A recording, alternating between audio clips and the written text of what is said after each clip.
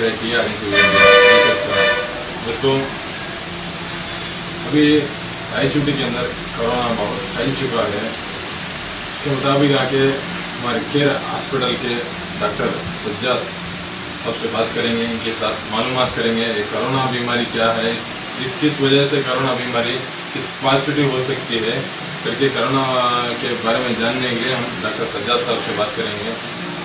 अस्सलाम वालेकुम मेरे भाइयों बहनों, ये जो कोरोना बीमारी है एक वायरस से फैलती है। ये जो बीमारी है एक गलतफहमी गाँव में फैल रही कि सिर्फ डर फैलाया जा रहा, बीमारी कुछ नहीं है, ऐसी बात नहीं है। पिछले एक महीने से जो है गाँव में ये वबा फैल रही है, बहुत तेज़ी से फैल रही है। कोरोना बिल्कुल है, कि कोई गलत बात या डराने के लिए वैसा कुछ भी नहीं है। अब रहा इससे पहले जो क्वारंटाइन करके लोगों के अंदर डर पैदा किया गया, ये सब उसके एहतियाती तदाबीर थे। लेकिन सबसे पहले अब ये वबा गाँव में फैल चुका है। पिछले 3 हफ्तों से जो है गाँव में 100 से ज़्यादा अमवात भी हुए हैं, लोग मर चुके हैं। अब इस बीमारी के ताल्लुक से चंद अहम बातें हैं जो आपके सामने रहेंगे तो इंशाल्लाह इससे फैलने में, इसमें जो है पहले से इसका इलाज करके जो बुरे हादसे से बचने के लिए काफ़ी मदद मिल सकती है। सबसे पहली बात यह है कि ये जो बीमारी है दुनिया में अभी बहुत तेज़ी से फैल रही, सिर्फ रायचूटी में पूरे दुनिया में है। अभी इसका नंबर करीब 2 करोड़ लोगों तक फैल चुकी है और करीब ये फैलने में काफ़ी तेज़ी से फैलती है। ज़रूरी नहीं है कि आदमी को बुखार आए उसके बाद फैले, लेकिन जैसा ये फैल जाती है बुखार आने से पहले ही कि आदमी जो है दूसरों को फैलाने वाले बन जाता है। इसलिए ज़रूरी नहीं है कि आदमी को बुखार आए, बाद में खांसी आए, बाद में फैलावाना बन जाएगा, नहीं। इसके जो सिम्टम्स आने से पहले, यानी इसके जो बुखार खांसी आने से पहले ही आदमी दूसरों को फैलाने वाला बन जाता है। इसलिए ज़रूरी है कि हम मास्क पहने, जो है सोशल डिस्टेंसिंग रहें, गैर ज़रूरत के बगैर घरों से बाहर ना निकलें। ख़ास करके जो बड़े हजरात हैं, ये बीमारी के जो ज़्यादा शिकार और जो ज़्यादा सीरियस होता है, ये शुगर वाले या पिछले से हार्ट का प्रॉब्लम या किडनी का प्रॉब्लम या बड़ी उम्र वाले हैं। तो ख़ास करके ये लोगों तो बिल्कुल बाहर नहीं आना है, ख़ास करके मस्जिदों को नहीं आए तो भी ठीक रहेगा। ये अपने घरों में रहें। ज़्यादातर असर बीमारी का जवानों पे नहीं रहेगा, बल्कि ये जवानों से, दूसरे लोगों से जो बड़े हजरात को फैलता है, इससे आम तौर से उनके लिए ये बीमारी सीरियस हो जाती है। और रहा बीमारी, इससे जो मरने का है काफ़ी कम है, लेकिन हमारे गांव में इसका मरना इसलिए ज़्यादा हो जा रहा कि लोग डर के जो है बुखार कुछ भी तकलीफ आने पे घरों में ही रह रहे।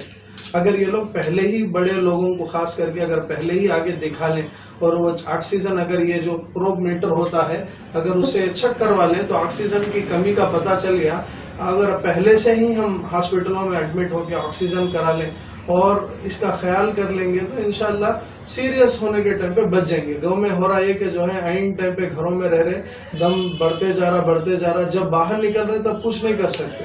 तो पहले ही खास करके बड़े जो हजरात हैं शुगर वाले, अगर को कुछ भी खांसी बुखार तकलीफ आए तो फौरी डॉक्टर से मुतवज्जे हों और ये ऑक्सीजन कितना है चेक करवा लें।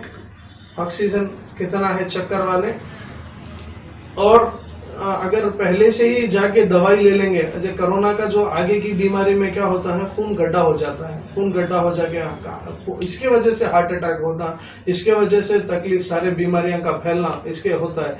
वरना ये नहीं कि आदमी का हार्ट अटैक से मर गया।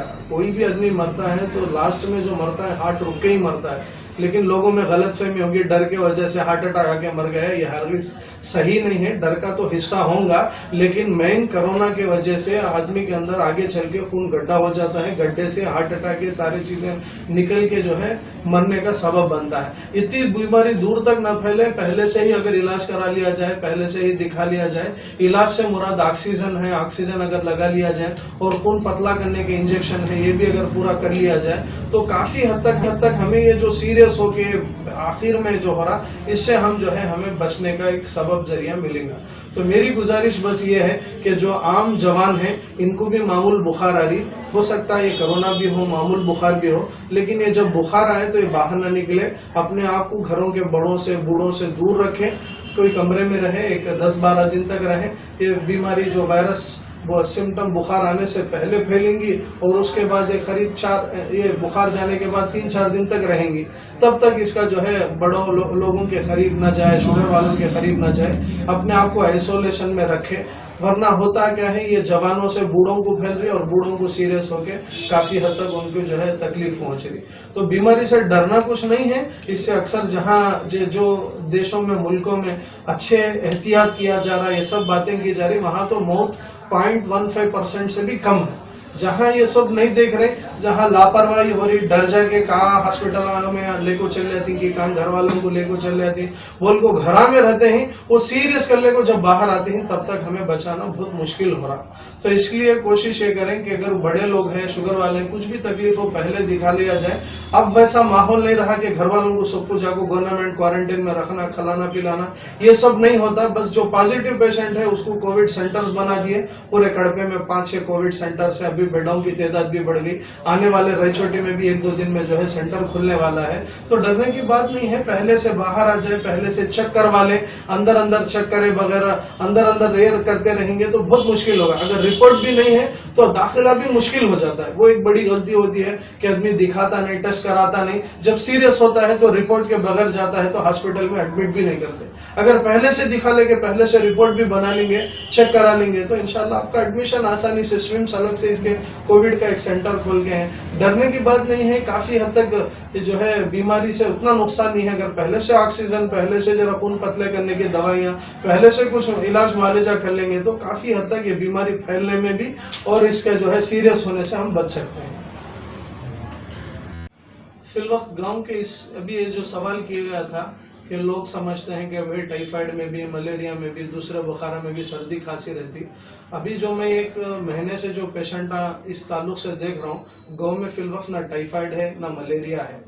जो भी मलेरिया है, यहाँ से गोला मंदेड़ू, वहाँ से गांव से जो है 4-5 मलेरिया है। गांव में तो अब तक 1 मलेरिया का रिपोर्ट भी पॉजिटिव नहीं है, ना ही गांव में टाइफाइड चल रहा। अभी गांव में चल रहे हैं वायरल बुखार चल रहे हैं। अब वायरल बुखार कौन सा भी हो, सबसे पहले हमें कोरोना ही सोचना पड़ता।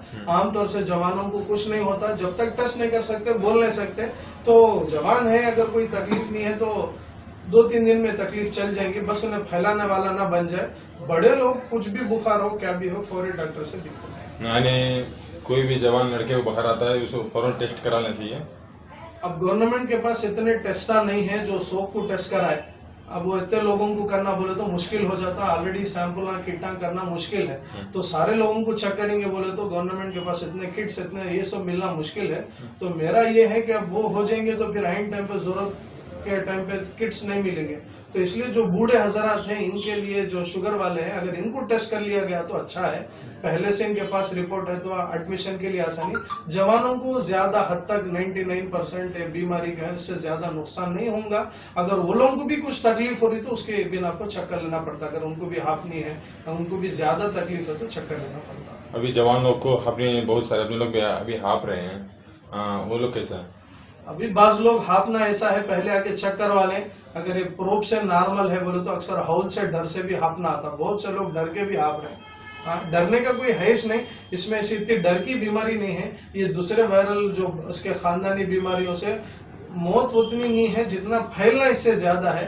मरना तो कम है, मरना हमारे गांव में इसलिए ज्यादा हो रहा कि लापरवाही बरती जा रही, घरों में ही रख लिया जा रहा, टेस्ट नहीं किया जा रहा, डर के वजह से बाहर नहीं आ रहे, वो अंदर पूरा गांव पूरा फैल रहे। ये किस तरह रहते हैं सिम्टम्स? सिम्टम्स जो है ये बुखार के जो है अलग अलग तरीके से होते हैं। पहले तो बुखार आने से पहले आदमी फैलाने वाला बन जाता, अब फिर उसके बाद आदमी को बुखार आ सकती है, कमजोरी आ सकती है। माने बुखार कितना टेम्परेचर आती है? वैसा जरूरी नहीं है, आदमी को 102, 103, 100 भी रह सकती। बाज लोग को 1-2 दिन आके चले जाती, 3 दिन। आम जो वायरल फीवर है उसी के सिम्टम्स रहेंगे। आदमी वो सिम्टम्स में हमें बदला के बोलना बहुत मुश्किल है। जब तक सूरत हाल है, कौन सी भी बुखार है, सोच तो पहले कोरोना ही रख लेना पड़ता, इसलिए कि फैलाव ज्यादा है। जितना एहतियात करेंगे उतना फैलने में कम होंगे। आमतौर से दूसरे वायरल फीवर के जो सिम्टम्स है वही रहेंगे, जैसा कि बुखार रहेगा, आंख सब दर्द रहेंगे, कमजोरी रहेंगी, अगर खांसी भी रहेंगी। लेकिन लेकिन देखने में आ रहा है ये सब चले जाती, बाद में दम चढ़ना शुरू हो रहा, और वो भी ज्यादा होने के बाद आदमी आ रहे जब हमें ज्यादा मदद नहीं कर पा रहे। तो पहले जो शुगर वाले हैं, जो बूढ़े लोग हैं, पहले से ही जरा मुतवज्जे हों, जल्द से जल्द, थोड़ा भी उनको खांसी है, दम चढ़ना है, पहले ही आ जाएंगे तो चेक करने में, एडमिट करने में, रिपोर्ट रहने में आसानी हो जाएगी। और छोटे बच्चों को? मैं तो छोटे बच्चों का डॉक्टर नहीं हूँ, मेरे पास तो छोटे बच्चों के उन लोग केसेस को तो किस नहीं तरह आए। होता है? आमतौर से इम्यूनिटी अच्छी रहेंगी तो आमतौर से उनमें भी उतने केसेस नहीं है देखने में। बच्चों को, जवानों को माशाल्लाह इम्यूनिटी अच्छी रहती तो उनको उतना नुकसान नहीं है जितना बड़ों को, बूढ़ों को, पहले से बीमारियों वालों को है। बहुत बहुत शुक्रिया आपको। दोस्तों, अभी हम केयर हॉस्पिटल के डॉक्टर सज्जाद साहब से बात कर रहे हैं। दोस्तों, अभी हम जितने उन्होंने बताएं कि डिस्टेंस के बारे में और कोरोना में सिम्टम्स के बारे में, यानी किस तरह से ये बीमारी फैलती है, हमारे रायचूटी के अंदर फैल चुकी है। इसलिए दोस्तों, हम इस कोरोना वायरस से, आप बुखार है या सर्दी है, अपने आप को दूर रखिए। इंशाअल्लाह आप भी बचिए और लोगों को बचाइए। तब तक के लिए अस्सलाम वालेकुम रहमतुल्लाहि व बरकातुहू।